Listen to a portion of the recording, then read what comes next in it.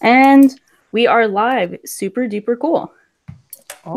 Cool. Gonna let everyone know. See if hopefully they show up and talk with us because we had a pretty big episode today. So it's cool to have you guys on for this one. If you guys are just tuning in, welcome back to the Our Anime Podcast. Back with another Promise Neverweekly. Today talking about episode 8. I'm Shocking 807 representing our icon. I'm also joined with 17. How you doing? Hey, pretty good. You? Great. And we're also joined by super special guests, the Blake and Spencer Get Jumped podcast.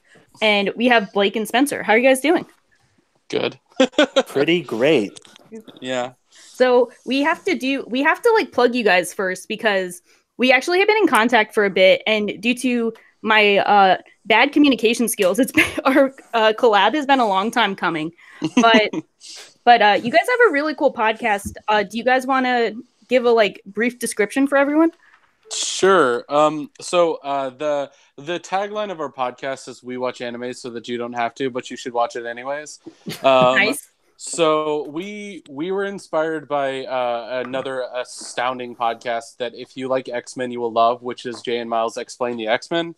Where cool. they go through their tagline is we explore the ins, the outs, and the retcons of everybody's favorite superhero soap opera. And it is definitely going super in depth about everything happening in the X-Men.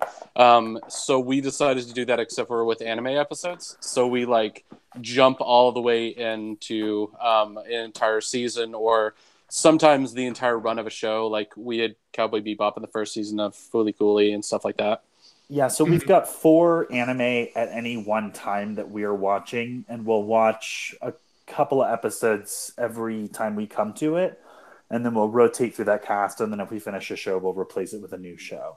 Nice. That's awesome. Yeah, because I was browsing through your stuff, and it looks like you guys were going through specific portions of Hunter x Hunter, and I think you guys were doing maybe specific seasons of JoJo. I think we've done all of it so far. Okay. Yeah, Cool. we just switched over to Battle in Egypt, so we're halfway through Stardust Crusaders. Cool. Yeah. It's been a slog. Yeah, it's not our thing. Yeah, I heard you guys, and I wasn't sure if you like JoJo or not from what you were saying, but I think it was negative. But I mean, I think it was, which was pretty spicy. My thing about JoJo's is that I want to like it so badly, and I just don't. So I get more frustrated, I think, about the things that I dislike about it because I want to like it so much, and I can't.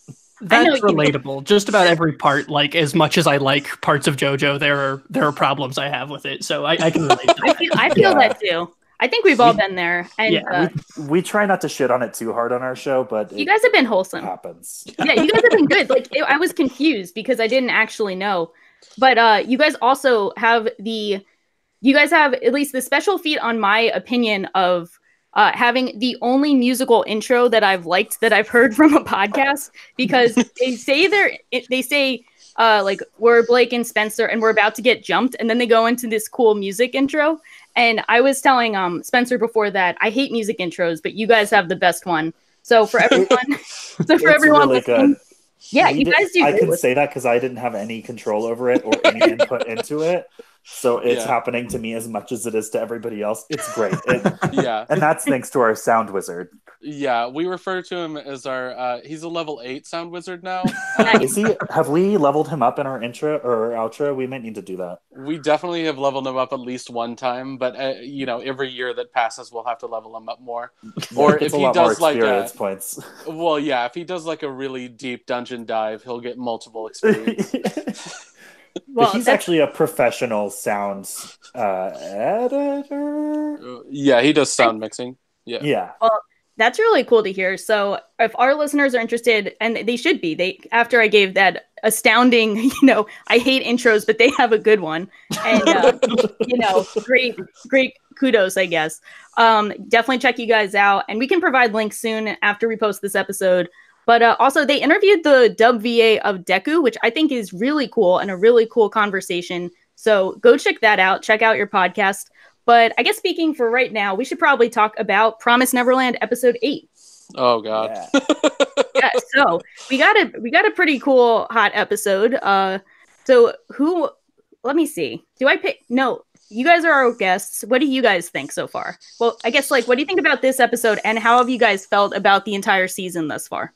Okay, Blake, you got to start because I got things to say. Okay, I've loved it. That's the short version. Nice. Yeah. So my history with Promised Neverland is relatively short, and it basically consists of me. I get emails from Shonen Jump, weekly or monthly or whatever it is here in America, Nice. and they've been advertising it for a while for the manga, and I thought that the concept sounded really intriguing, but I hadn't actually read it. And then we had this episode coming up, so I watched episodes 1 through 8 this afternoon. Nice. So I saw it all at once, so I might get things mixed up as to what happened in episode 8 specifically. But I thought that the show was great. I also listened to most of your previous episode. I got cut off by us recording our own next episode. But I listened to that on YouTube, and it sounds like you guys have a lot of experience with the manga, and I have no experience with the manga other than having had the concept advertised to me by Shonen Jump. And so I'm anime only, and I really, really enjoyed it. Oh, awesome. That's really good to hear because, that's because we have as much as we like talking about the manga and the anime and the two things they've done well or differently, we really want to hear how anime onlys have felt on this. This episode specifically, we were really interested in an anime only perspective because it felt like an episode that was so much centered around the suspense. And so for Shaw and I, who kind of already knew what was happening, we enjoyed the episode, but it was hard to gauge how well it did it kind of building the hype throughout. So what are you guys' kind of thoughts on that? How intense was this episode for you? Intense. Yeah, I thought the whole series was intense so far. I know you guys were talking a lot about how maybe the show was lacking something for not having internal monologues that are apparently in the manga. And for me, not having that perspective, I didn't feel like it was lacking a lot. And of course, this is referencing your coverage of episode 7. So for me, without having that background, I didn't feel like I was missing too much. You guys didn't dive a lot into what the internal monologue was, but I didn't feel like I had missed any major themes or major tension moments or anything like that. And I think they do a fairly good job as far as the pacing and the music and just all of the different production elements coming together to build that kind of tension. So instead of getting the specifics of their thoughts, I think you get sort of the intention of it. Again, not actually knowing what they're thinking in the manga. I think it works for me, and I felt really tense. This last episode was super tense. It's not the most tense I've been watching anime this year, but it was up there. Nice. Yeah. That's really good to hear. I had felt a similar way about kind of cutting out the internal monologues. I personally like that decision for the transition into anime, even though there have been some kind of awkward points with that, with some stuff where they just had to convey information, and so characters say it out loud in odd places. But other than that, I've really liked the removal of the internal monologues, and I'm glad that you guys are kind of catching, or at least you seem to be catching what's going on with in the characters' heads, because I thought they did a good job of just kind of conveying that through the shots. But of course I already have that context, so it's harder for me to make that argument. I just to piggyback on how I felt about the show, and so I decided to kind of jump all the way in to Promised Neverland when we got told we were gonna be a part of this. So I decided to read up the manga and then watch the anime. So I got a really cool side-by-side run. We are kind of doing the same thing right now with playing around with Bleach, where it's just it is so different to read the manga and then watch the anime and put them side by side. And this show is a lot like that, except for there is no air let out of it. It is. Bleach is an jam-packed. ongoing. Bleach is a long-running shonen series, so they waste a lot of time trying to fill the space, and this does not. But they just fucking inject, well, they had to, because they're adapting this entire arc in 12 episodes, right? That's a lot. Yeah. I didn't realize they were doing it so fast, because I just kind of if I start reading manga, I will stop paying attention to what chapter I'm on because I'll just go. So I was just taking a lot in, and then when I started watching the show, I was just like, ooh, this is happening very fast. And like they covered the very end of episode 1 at the very beginning of like the first episode, and I was like, what? This is in a little bit of a weird order. And then I was like, oh, okay, they're gonna change it around a little bit so that like the big reveal is at the end. I was like, okay. So anyways. Makes sense for a show. Yeah, I guess. Yeah, we have to. Yeah, we've always been kind of speculating because we knew they had so much to cover, and we were wondering, you know, like what gets cut, what gets included, like what are they going to focus on? But yeah, I kind of predicted that they'd get to this point either this episode or next. But yeah, they came in like really strong with this one. You know, this was a big episode. We were kind of waiting. One of our regulars, Jack, told me in a private message that she's really excited for when Mama breaks Emma's leg, to which I called her very suspect and made weird faces at her. So I was so upset by this.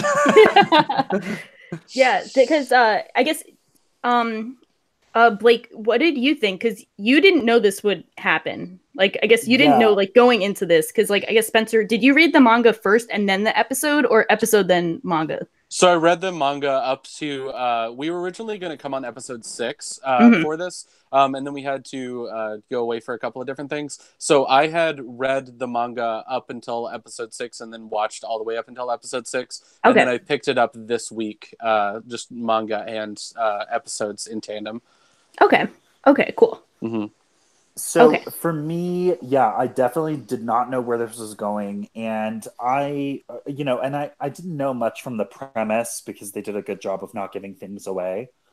So I really had no idea what was going to happen for the whole series. And I think for this episode, but really for the whole show so far, it is really, really good at building tension and leaving you wondering, like, what is going to happen. Like, this is a bad situation, and it could go, but like, it could all explode at any moment, and they are at all times on the cusp of that. And I think that it makes me think of Death Note, which I think I mentioned earlier. Like, when Death Note's at its best, and it is that, like, this is just 1 second from being a complete train wreck. It's that. And it does a really great job of that and of maintaining that. And I was really impressed with the writing because I think that this author is really clever at weaving world building and character growth into the tension of the setting and the premise. For sure. Also at increasing the stakes. So it's always tense, but actually the stakes have been steadily increasing as the series has gone on. And so in this episode, the stakes were higher because there was actually somebody was killed as a consequence of what has been going on so far in the series. And a pen was lost. Yeah. And it's just like, it's kind of climactic culmination of some of the things that have been building. And there are some shocks. I mean, the fact that she approached them directly, that the game is basically up as far as the masquerade is no longer a masquerade. And like the fact that she's just confronted them, I was not expecting. And then that she just injures this child while talking about how much she loves them. It's just warped, and it was not what I saw coming, and it was really effective. Yeah, there was actually a really cool article that I read about today because I was just trying to see where they came from on it, and one of the things they talk about is that there's all of this like religious foreshadowing that there's these things that Isabella says that are really interesting throughout it. Like, she has a line where she's like, "Please forgive me for the things I'm about to do," and it's like this. It's like her apologizing to her, whatever she believes in, that she is going to do this thing that she has already committed herself to do. It's really this show's fantastic. Right. I'm glad you guys like it as much as we do. I I think it's really interesting with this episode because we finally, sorry, I think we finally get to see more of where Mama is coming from, and she's been in the background a lot, kind of like building up to this moment, as you guys have said. And I remember seeing some people comment about like the last episodes, and they're like, yeah, it's really intense and it's exciting, but I feel like not a lot has happened. And I was like, ooh, just you wait. And then we get to this episode and it's like, okay, Krone's gone, Emma's leg is broken, and Norman is getting shipped out. So I haven't seen what those people have said, but I mean, if this doesn't count as things happening, I don't know what will. Yeah. So, I think the thing that I enjoyed the most about this episode, and just to kind of tie in on like, you know, the first start of or not the first start, but like most of the beginning of the episode, like the first half is all about, I guess is it pronounced? I always thought it was Crone. I thought so too. Yeah, in the manga I thought so for sure, but it's been Crone throughout the entire anime. Yeah. Man, like that is how the hell you do a montage.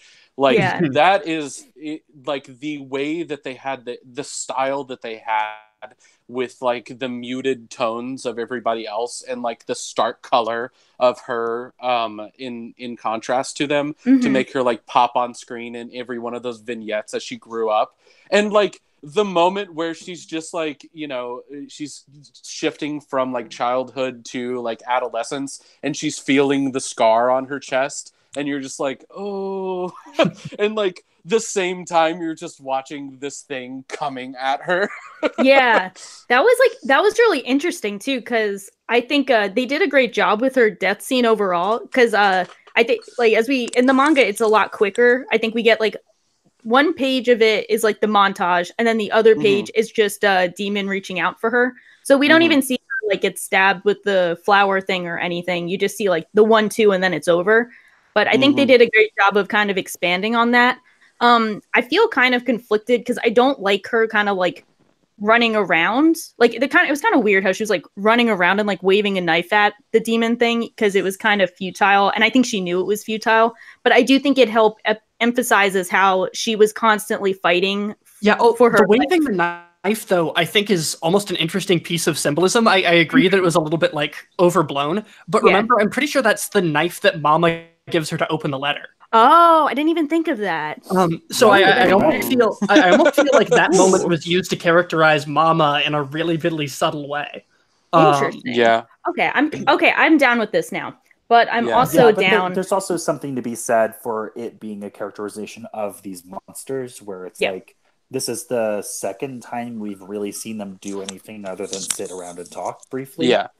And this is the first time that they've been menacing to someone who's alive that they're like approaching, and that person is an adult who is shown to be a strong and capable like martial artist. And so, you know, it sort of like subtly is telling us like it doesn't matter how big and powerful you are as a human, like you are below them on the food chain. Yeah, definitely. It definitely captures, you know, the feeling of helplessness that you have in some really well done animes, like, you know, Attack on Titan or what is it? Something of like The Castle. I can't remember the other one where it's like flaming zombies are attacking everywhere. Oh yeah, Cabinet of the Iron Fortress. Yeah.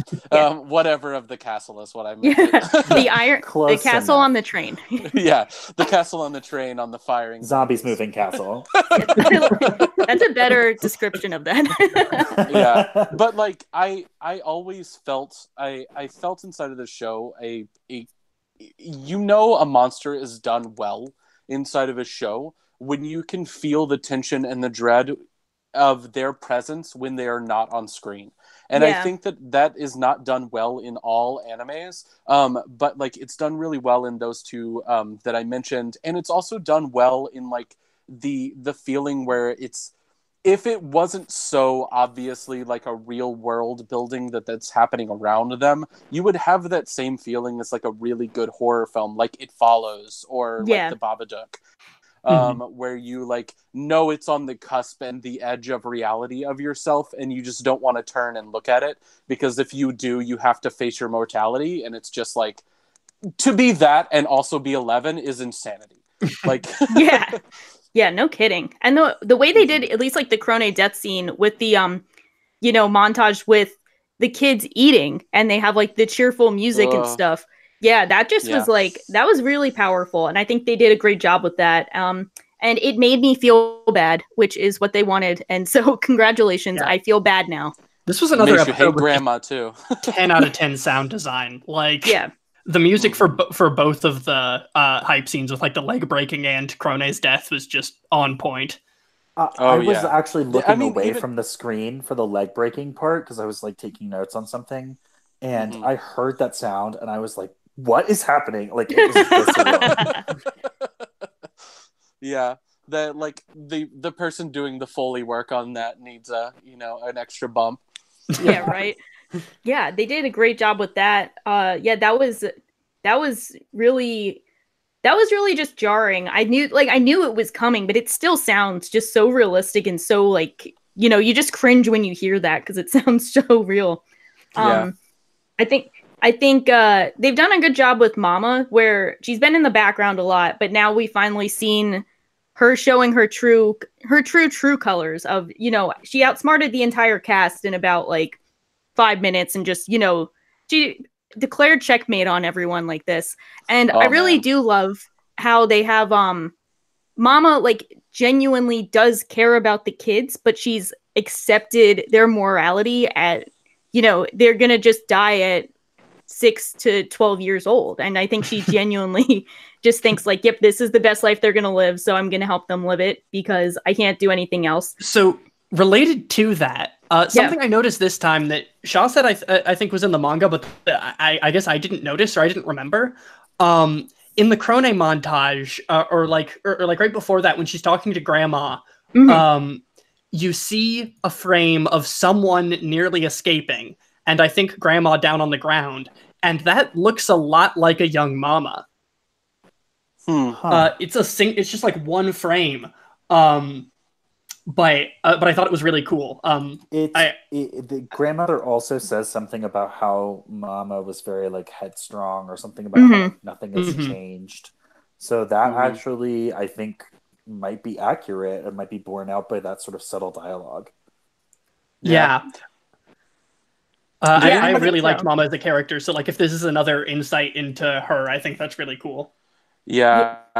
Did anybody else also have like a cool moment with Mama and like the Norma and Emma moment where she's like kind of like referencing it almost as the Matrix, where it's just like, look, you can try to escape from this or you can just accept it. Forget. Yeah, she's the Mr. Smith of this. I can see that. She's Mr. She just turns into. She's just what like all the other mamas. Are just Isabella. That would be really dank if we just have tons of mamas melt into this situation. I'd be down with that. And you'll really love the first season, but not the next 2 seasons as they get worse and worse. So I was really expecting this to be a setup when Mama gets rid of Krone, but I was expecting it to be a much more benign setup where like she gets rid of her by having her shipped off to a farm. And like in one of the previous episodes, they had explicitly stated that all of the farms were underperforming except this one. So I'm like, she is basically giving Krone what she wants as she's ruining her career by doing it, by like saddling her with a failed farm that she's not going to be able to turn around instead of having her work on this successful farm. And she also, I thought, was probably aware of Krone trying to ally up with the children. And so she was, playing 4D chess and trying to move her along and destroy her career and all this shit all in one fell swoop. And then she just has her killed, which was a swerve. She ruined her career one step further. Yeah, extra ruined her career. Yeah, your career is definitely ruined upon You got extremely canceled to the next series. She was fired with extreme prejudice. Yeah, I think. Oh man, I'm still kind of like, I still wonder, just as like something I like thinking about is like, are they gonna eat her now? Like, can they eat fully grown humans? Like, is that gonna be a thing? Are they like? I don't even know. I guess that's what's 12. is a specific cutoff that they talk about a lot. It's weird. But I don't know if that's as much of like it became more of a question to me about like if it's the thing between like beef and veal, or if it's the thing between somebody's their body being eaten or their soul being eaten or their brain being eaten. Yeah, I've kind of always assumed it was the beef veal thing, but I guess I'm not really sure. So someone in our chat just said, "Got to put a bit more salt on her." That's probably it. Yeah, you just gotta do. You gotta take her for a really long smoking inside of a large, like a bunch of wood chips underneath, so you get like a nice cedar taste to her, and then you eat her. But no, I was so confused when I was watching, like when I first watched the anime, because I watched the first like 6 episodes first, and then I was just like, why is there a flower? And then I was like, is that gonna mean something? It must mean something. Okay, never mind. Yeah, I read in one of the discussion threads because someone was like, "Oh, does that thing just like absorb the blood? Like, what is that for?" And someone mentioned that like when you're hunting deer, you need to like drain the blood almost immediately because it makes the meat taste better. So I imagine like similar line of thinking for this. I initially saw it from Pokemon like, Shield and Sword. So yeah, obviously. That's or my second it's mention just of the like day. a very large sprig of rosemary that they stab through the heart of whatever they're eating, so it gets like the really good rosemary taste. Oh yeah, this is a good time now. Like this line of thinking, and someone in chat posted this, reminded me. This episode is actually sponsored by PETA. Thank you for ruining the Promised Neverland. We didn't want this, but thank you anyway. I just feel like the way that PETA talks sometime, I would not be like weirded out if they were like, yeah, what if we ate people? What if we did? Animals are more important. And then just start farming people. Is it bad? So wait, what is this PETA tweet that people are talking about in chat? PETA like tweet, you know how like, okay, so it's not even like a cool thing like Arby's does where they make like memes. Like PETA was like, hey, there's The Promised Neverland is this Japanese TV series that's airing that is this is similar to how we farm cattle in real life. And everyone's like, yeah, that's the point. But PETA's like, this is it, guys. Like, they eat people. Didn't I make like a joke about this being vegetarian propaganda in like episode 2? Like, PETA's stealing my memes. Someone did. Yeah. Is it bad that like every time you say PETA, I hear Jennifer Lawrence's voice in my head scream PETA? PETA! I think of that too immediately. And I just want to go to their Twitter stream now and just like post that over and over again. I wonder how many times they got that when that was like really big. I hope they do. It must have been infinite Twitterverse. There's a YouTube video. It's called Katniss Wants PETA. And it's just clips from the films of her saying his name and then somebody holding up a PETA to her face. I need to see this now. God, I love the internet so much. Yeah. Like high class, high value internet memeage. So I'm going to mention it again, just a slightly off topic, but we're already there. The Pokemon Sun and Moon thing coming out. Yeah. No, Shield and Sword. Get it right. Shield and Sword, whatever. So it came out and they revealed the starters, and within 5 minutes, there were like a million memes about the starters. The great starter wars have begun. And I was just like, oh man, the internet is getting way faster than I remembered it being. Yeah. So sorry, I just saw because I'm not up to date with the Pokemon memes yet, but I will. I did see memes about it, but I need to get more educated. One of the best responses to the PETA tweet is the manga scene of remember when Emma grabbed Ray's hand and it like looked like she almost broke it? Someone took that, and in the speech bubble they put, Chief, I don't know what you thought that was, but that definitely ain't it. And I think that's my favorite response now. So thank you, PETA. Very cringe. Thank you for that. Yeah. Hopefully, I want an Arby's thing to come out because they're an actual food company, and it would be funny if they had a Promised Neverland thing. They probably will have the exact opposite message because they want people to eat meat.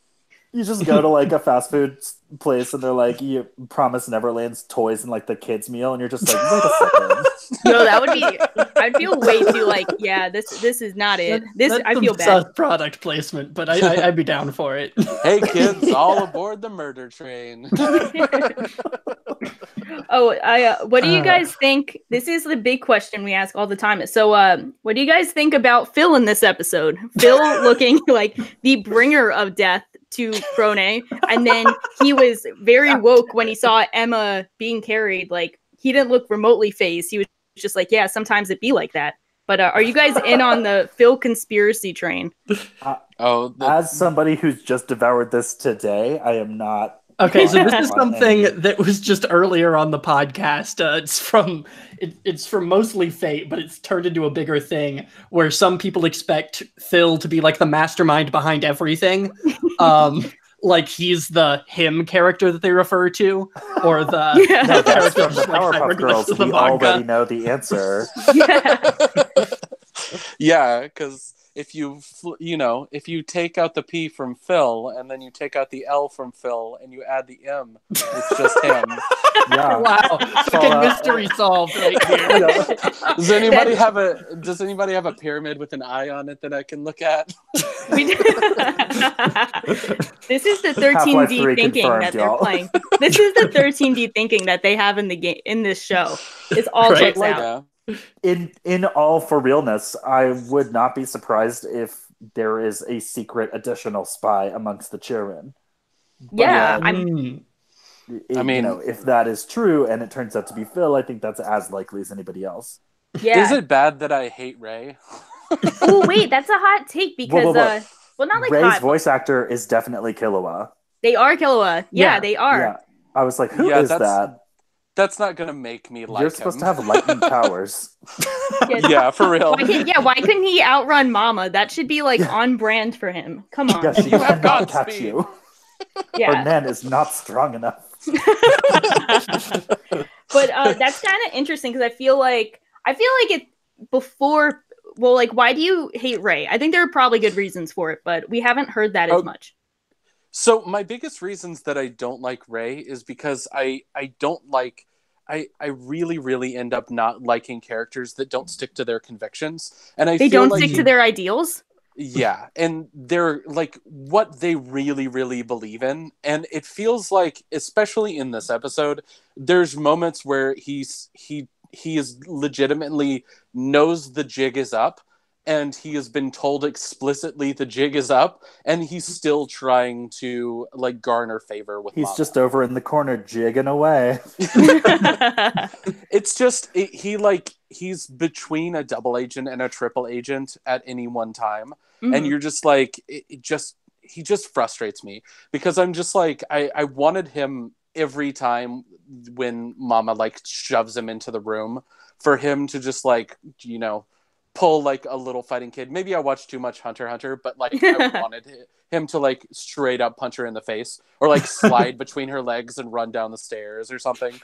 Yeah, I think Urban is saying in chat, why is their attack strategy a hug? Because that's what they all try to do. Yeah, I was going to say that. What happened to, like, a couple episodes ago, they're, like, cleaning the silverware, and they're like, yeah, we need to knife Mama and Krone. Now they're hugging them. What happened? What happened to that fire?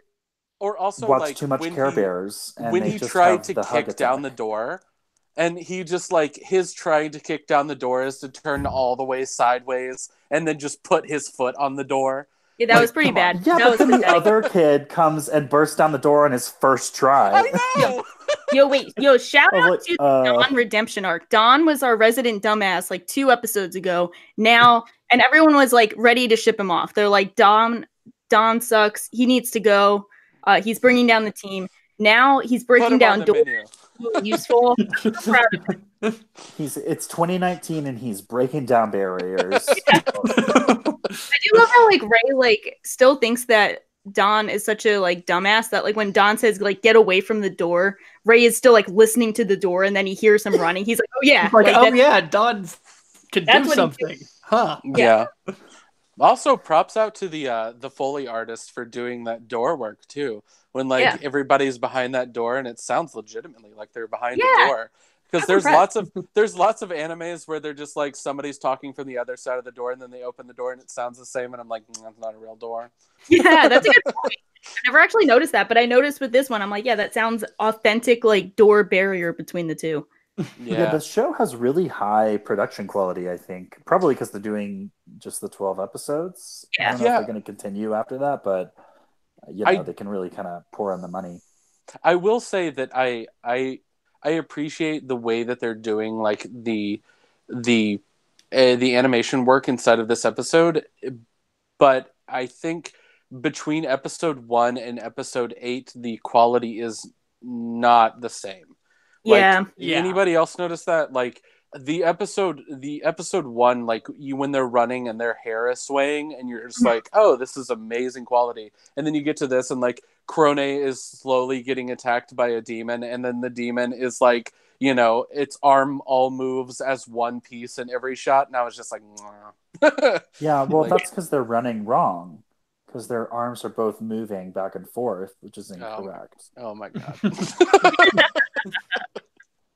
Yeah, I feel that. I think they've done like pretty consistent between episode like 2 and now, where they've kind of like, you can definitely tell like they put all their eggs in one basket when there's like a big scene coming up. Mm-hmm. But this was probably the one episode I noticed where the faces looked a bit off. Like I saw the thumbnail that Crunchyroll used, and it's got this smushed face, and I was like, you guys are really not helping my arguments that like that's how it's supposed to look, because this looks a bit wonky. Yeah. So I think Blake and I have both been spoiled, because one of the shows, like, we're covering some really good shows right now. We're covering like both Hunter x Hunter and also Soul Eater, which there is not downtime from the quality of artists. Like, Soul Eater has some of the best fights in anime. Very, very very Bones Sakuga tier. But before they made it's apparently underrated, and like, stop doing that. If you haven't watched it, go watch it. It's so good. Yeah, I'm a big Come listen to our show where we talk about it, and then go watch it. Yeah, I still need to watch Soul Eater. I've heard kind of like bad things about the later sections, which put me off a little bit, but yeah, I should actually get into it. I think the biggest thing that turns people off from Soul Eater most of the time when they get into the later part of it is it's not as funny as the start.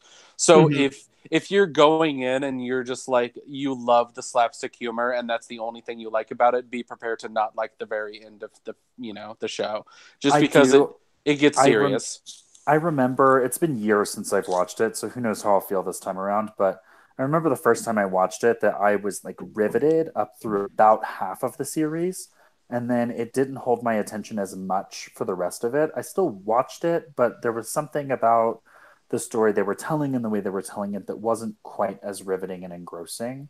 And I know also it is one of those anime series where they diverge from the manga at some point and do their own thing and finish off in their own way. And I know on the Soul Eater subreddit, there's a lot of talk about how the manga is just like so much better. Yeah, there's someone in chat saying that. Yeah, and I mean, that's always general consensus, is that the manga is always better, with maybe exceptions for like One Punch Man or something. But like, like the manga is always better. I mean, we talked about Bleach earlier, like. Yeah, but it's definitely tough when they have the ones that are like airing at the same time. Well, the manga's ongoing and they catch up to it, which we're in like a good boat with, I guess, Promise Neverland and a lot of the more like modern anime that they're doing. Because Soul Eater is back in like, I think it's like 2008, might be 2010.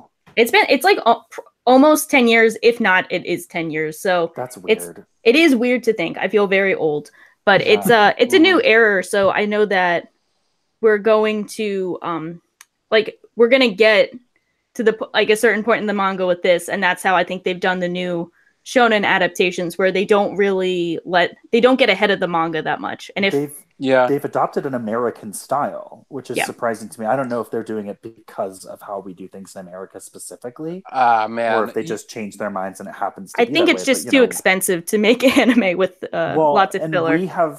That's one thing about anime that's been true for so long, is that if you've got an ongoing anime like a Naruto or a Dragon Ball or whatever, it just releases an episode every week, and that's the deal, and it just goes until it's not anymore. And if they run out of space, then they'll charge up for 3 episodes, or they'll do a filler arc. And now we've got Attack on Titan, My Hero Academia, like all of the new hotness in anime is seasonal. which is how we do things in America and have done them for a really long time. Mm-hmm. And I'm like, I don't know if the anime fandoms have sort of like fused together, and the Japanese production companies were like, hey, we have a lot of American fans, and let's look at how they do television in America and take that so that we don't have to make as many episodes, and the episodes are higher quality, and I don't have also to come up with arbitrary story, or if it's just random.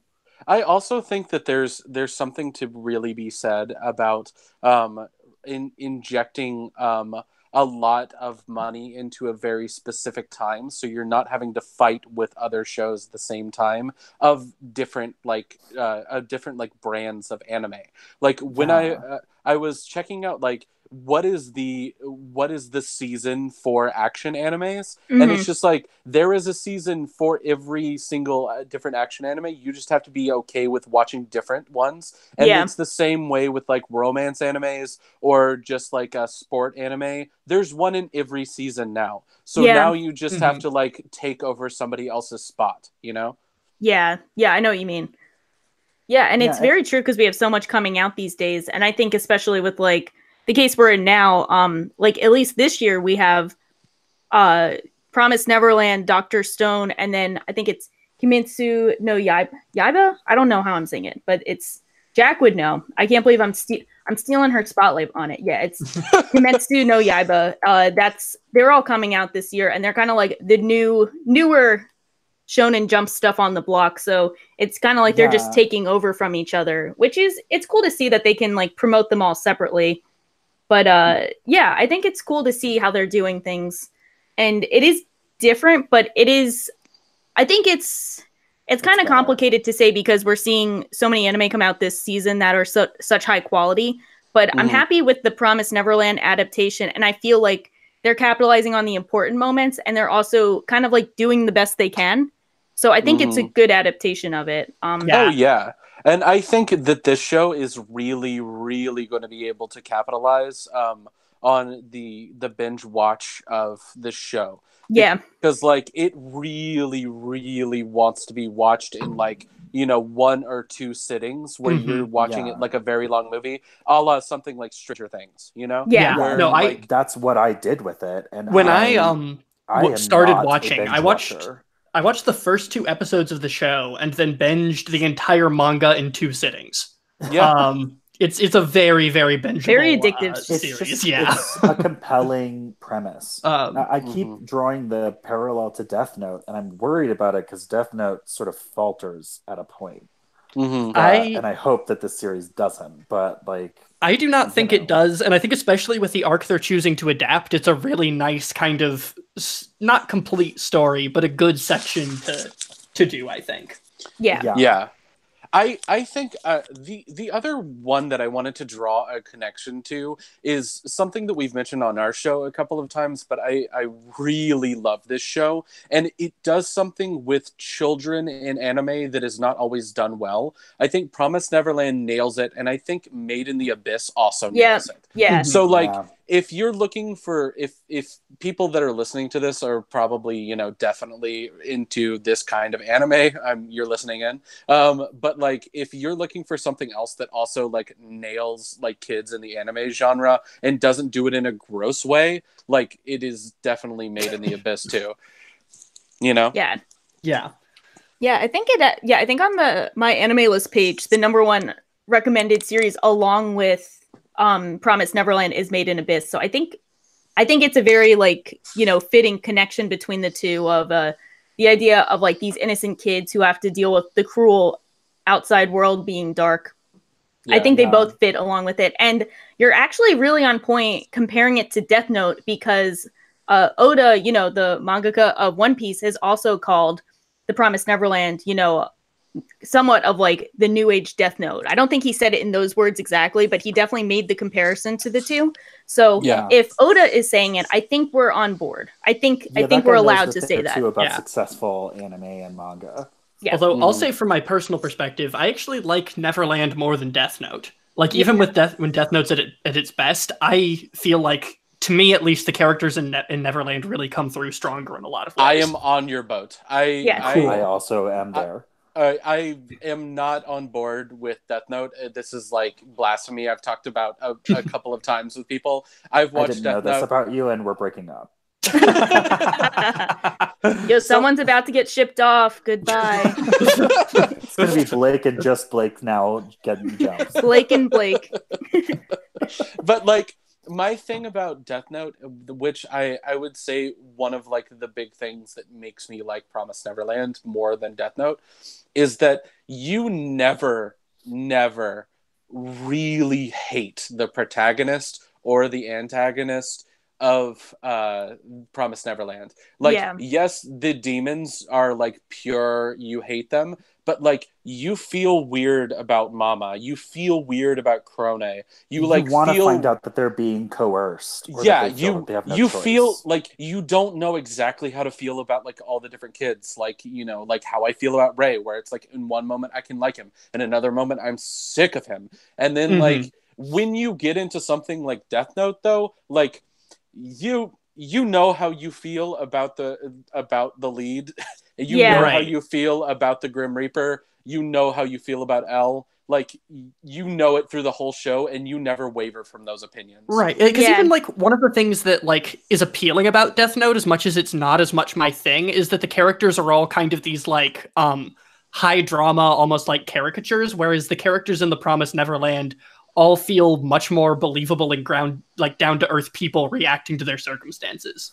Yeah, I think it also makes for it's an interesting comparison, because I think also in Death Note, the characters are 100% responsible for the situations they're in, and in the Promised Neverland, they're all kind of victims of the circumstances. So we're able to feel more sympathetic, because in the Promised Neverland, the ultimate conflict is they're humans born to be food in a demon world. So you can understand if someone is going to sabotage someone else to try and survive, compared to Light randomly killing people just to see if he can, you know? Yeah. So just because he's, you know, knows he's a dick and is a dick and is the worst. Yeah. It is kind of interesting, though, because I think with Death Note, it's almost kind of like a sporting event where you're rooting for your team.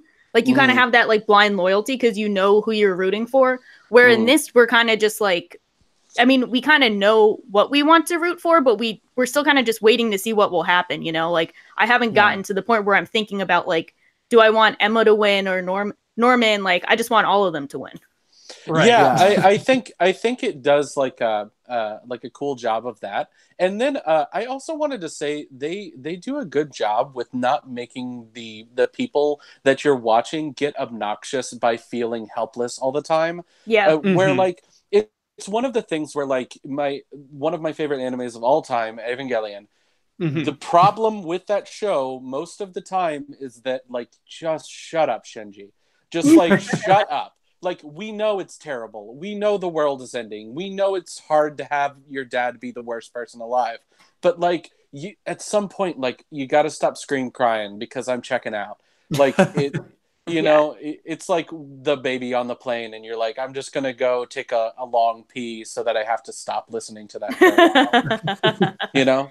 I feel that. I think that's a great point, because there is that sense of like, we can root for people who are fighting their own battles more so than people who kind of let things happen to them. And I think that's part of what makes it so compelling, is like, we're rooting for them because they're trying so hard. So, I mean, at least for me, like, I can also root for Ray, even if he makes, you know, questionable decisions that I don't want him to make, because I feel like he's trying his best. Right. And you see a similar thing with like Dawn and Gilda, where essentially like the main trio almost doesn't want those two to have agency, but then they kind of realize that the main trio is just like, sit back and do things on your own, and then are trying to act out. And even if it's not necessarily like the best actions, like, all of these characters are trying to exercise agency in some way, which is always more compelling to watch, I feel like. That's also a difference between Death Note, is that Death Note is a tete-a-tete. Like, it is one character against another character, and then later one character against two other characters. And like, yeah, there's the police, and there's like other people, there's Misa.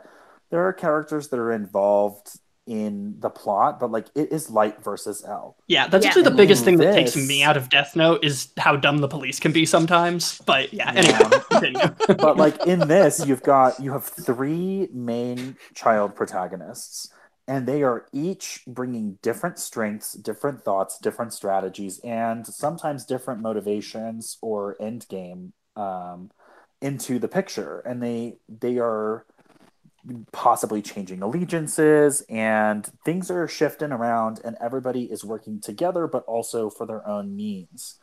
And on the villain side, you've got Mom, you've got Crone, and they are antagonistic towards each other, even though they are both villains to the kids for up until, right before where we're covering today.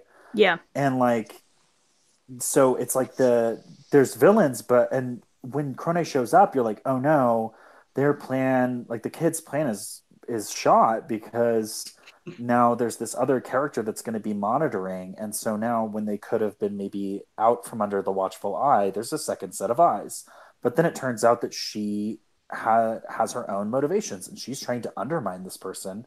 So she might be turning a blind eye. And then you've got things that we don't know as much about, as far as grandmother, or about him and the rest of the Society of Demons, and what exactly they want and what they're going for, what their standards are. And there's just, everybody has a mix of complicated emotions that causes them to act in really interesting ways and to find themselves in really tense situations and have to react to it. Whereas with Death Note, you get Light and you get L, and they are playing the same game the whole time. And there's different moves, and it's not that it's not interesting, but it's not as dynamic. Right. Yeah. And because at the end of the day, you're trying to predict, does character A win this battle or does character B win this battle? Rather than there are a bunch of people going into each and every moment in Neverland with all kinds of different objectives and all kinds of different outlooks. And it's just so unclear as to what's going to happen. And it's really engaging kind of trying to figure that out. Yeah. Yeah, no, I completely agree. That's something about Ray, too, that I like, the fact that his allegiance is a little in doubt at times. Mm-hmm. One, because that's a trope that I enjoy, of not knowing if you can trust a character or not. But two, because it makes sense, and it adds a lot of interesting additional tension to the story, to both sides. Yeah, for sure. And I think this episode is also we actually are getting into a nice comparison that I kind of liked throughout the show, because Mama, Crone, and Ray are all people who have had a long time to kind of think about what the world is like. And so I personally like that there are kind of three different, sort of all morally gray characters who are built out of that. That's a good point. That's a good way of thinking about it, because Norman and Emma and Don and Gilda are all kind of reacting and trying to, they're trying to make bold moves, but really quickly. But, Ray, Mama, and Crone have had chances to think about where they stand in the world. So I think that's a great point. Right. Also, the most important thing that I wanted to say for this episode is, as sad as it is that Crone is dead, this also means the doll is dead. So there's a silver lining to every situation, because I'm so done with the damn doll, and now the damn doll is also done. Yeah. There was that shot in this episode or the one preceding it where they just at some point, at some height of tension moment, they just zoomed in real quick on the doll and gave us scary music. I hate that. Don't try to jump scare me with that thing. I'm already having nightmares.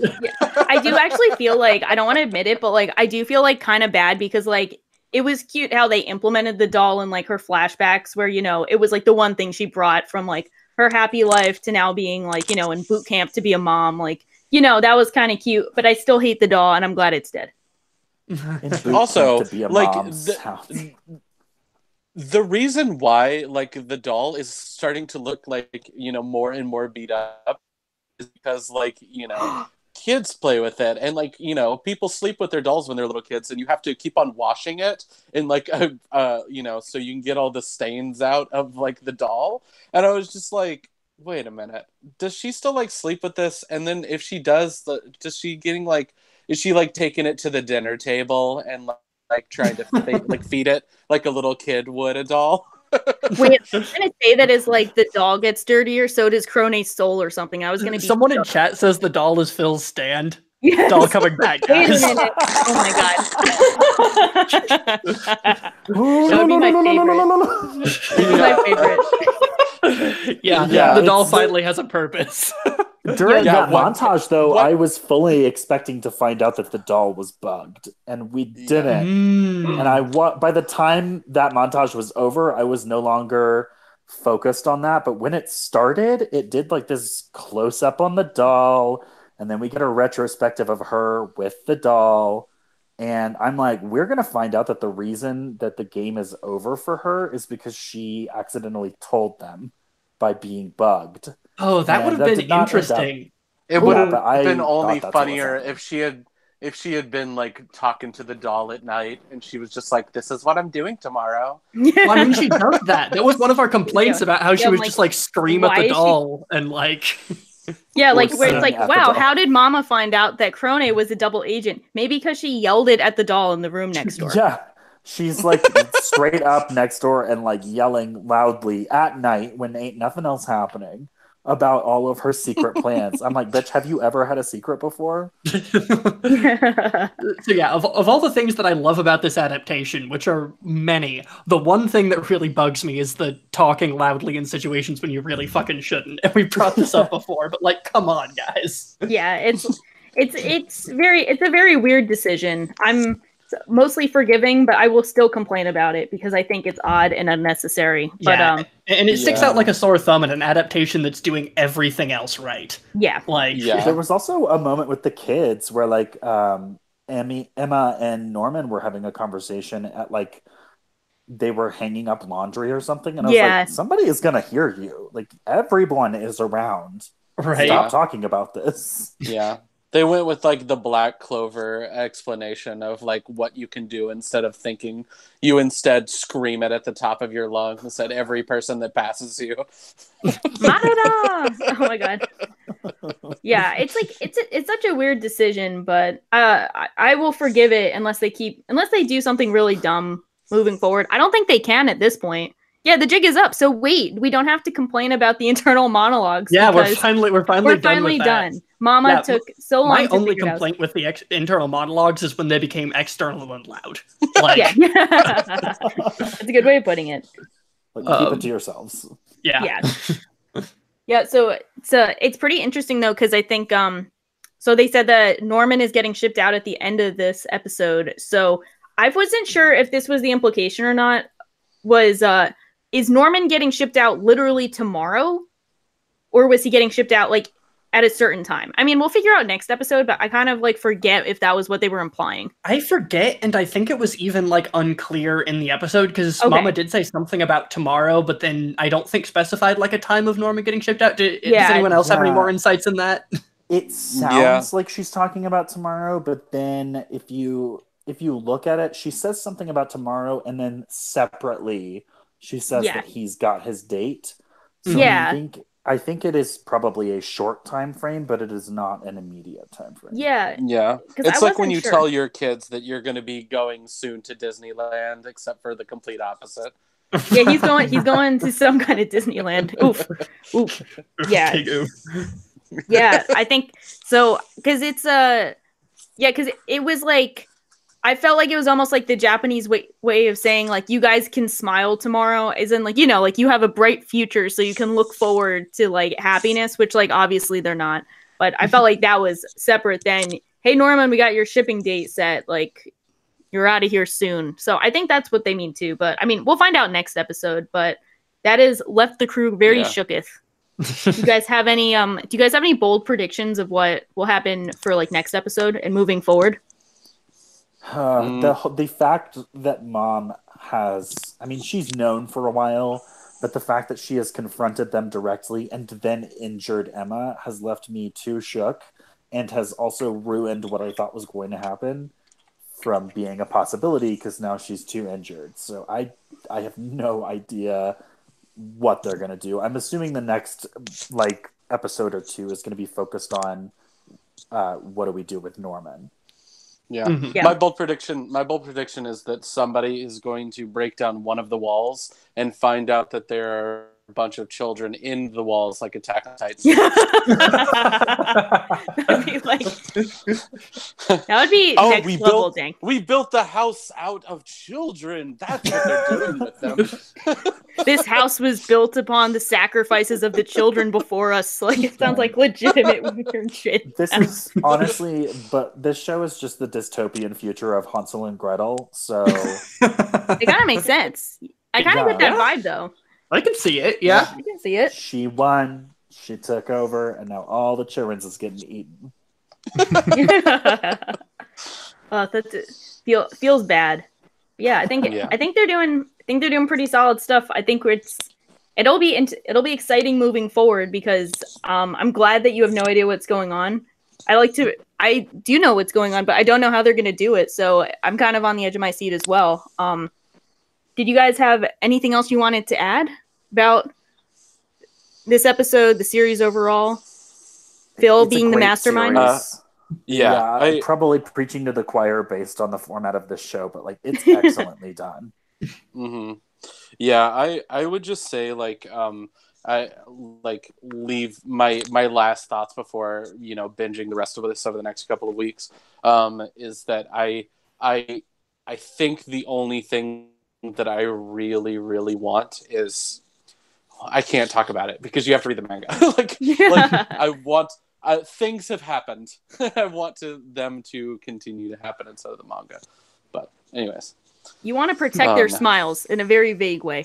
Yeah, I could say that for like anyone, and it fits. Like I just want to protect their smile. Like that could apply to any situation, so it kind of works. This just makes me think of the end of one of the episodes of Hunter x Hunter that we watched today. They're just like, brush your teeth. I was like, okay, thanks. Same thing. Yeah. Anyway. Yeah. Did you have anything, 17? Nope. I think that's just about all I had to say on this episode. Me too. I'm glad the doll is dead, but I'm more excited that you guys were able to join us and talk to us about this episode. So for all the listeners who are listening in, where can they find you guys? We are all over the place. It's called Blake and Spencer Get Jumped. So you can find us on Google Play, iTunes, Stitcher, Buzzsprout, a couple other places if you want to listen to the show. We're on Reddit, reddit.com/r/getjumped. I'm so glad you guys managed to get that subreddit name, Get Jumped, and that's the one. That's a good one. Yeah, there's a bunch of people that come and find us and then leave because they expected to see videos of people getting jumped. I would imagine. We would love to have ongoing anime discussions. So far, the only posts in our subreddit are the episodes that I post every week. Mm-hmm. And then one person suggesting that we do the Cowboy Bebop movie, which we did, which was cool. But, nice. Yeah, so we listened to suggestions. Nice. Yeah, if you guys are on Reddit, and I suspect you might be, just a shot in the dark, come and chat with us. Yeah, for real. Awesome. We also got on Twitter, Facebook, Instagram. I post memes daily. Nice. We're about that. I also post anime news on Twitter, and I post a fun anime fact Friday every week. Cool. So if you want to come check out some of those, Twitter and Instagram I think are B and S Get Jumped or Bands Get Jumped. If that's easier to remember, it's not about bands; it's just us. And then I think Facebook is facebook.com/Blake and Spencer Get Jumped. So that one's the odd man out. Okay, and then cool. Reddit is Get Jumped. So we're all over the map, but you can find us, and we say all of this at the end of each of our episodes. So if you can't remember the social media locations, but you can remember the name of our show, you can find an episode and listen to the end of it to get our social media handles. Cool. We'll post some links in the description too. Cool. Yeah, if you're kind of wondering also if there's something for you instead of our coverage, shows that we've covered other than JoJo, we have also One covered Punch Man, Cowboy Bebop, Dimension W, Fully Cooley. Yeah, I love Dimension W so much. Yeah, we've been running for 2 or 2.5 years, and we cover 3 to 6 episodes a week. Wow, nice. So we've covered a bit. You guys like some anime, so to speak. You guys like some stuff. we have a mild fondness for the medium. And yeah, so if you guys want to check that out, that's cool. And I don't know what show we're gonna finish next, but we will. Well, we'll probably maybe JoJo's Bizarre Adventure. Maybe will Soul be Eater. next, part 3, if we decide not to go on to part 4. So if you are interested in our show, but we're not covering something that you want to watch, we always open it up for suggestions. So send us your suggestions, and then we'll have a vote as we near the end of a show. And so you can have a say on what we cover. Yeah, for sure. Awesome. Well, hopefully everyone will check you guys out. I'm going to check out more of your locations because I didn't even know you were everywhere, especially your subreddit because I love the name. And yeah, everyone check you guys out. You guys are great. We love having you on. Thank you for coming on. So we're really thankful. Thank you for having us. Wonderful. Last thing, if you happen to be in Chicago, we're going to be at Anime Central this year. So find us. If you walk up to us and know who we are, we give out merch. So wow, that's awesome. Oh, that's awesome. You guys are great. We should get merch. Wait, I want to get merch. I want to put but we want to like put our memes on like t-shirts, but I don't know how to do that. So we'll figure something out, but you guys have inspired us now. Gotta get that merch. This is what collaboration is all about. Finally, the nutting on the VCR merch, something we've needed forever. like a literal jar of nuts on top of a VCR. That's gonna be our thing. But well, cool. Thanks for having us, y'all. Thank you for coming on. And thanks. And everyone thank you for everyone listening in. You know where to find us because you found us already. We're on Twitter, join our Discord, and follow us on YouTube. But we also have our MP3 links below, and we are gonna start doing a thing where we will cover the best reviews we get on iTunes and the best YouTube comments we get in the next Promise Neverweekly next week. So if you want your comment read aloud and memed on, leave us a funny comment and we're going to cover that next time. But in the meantime, thanks for listening in and see you guys next week. Have a good night.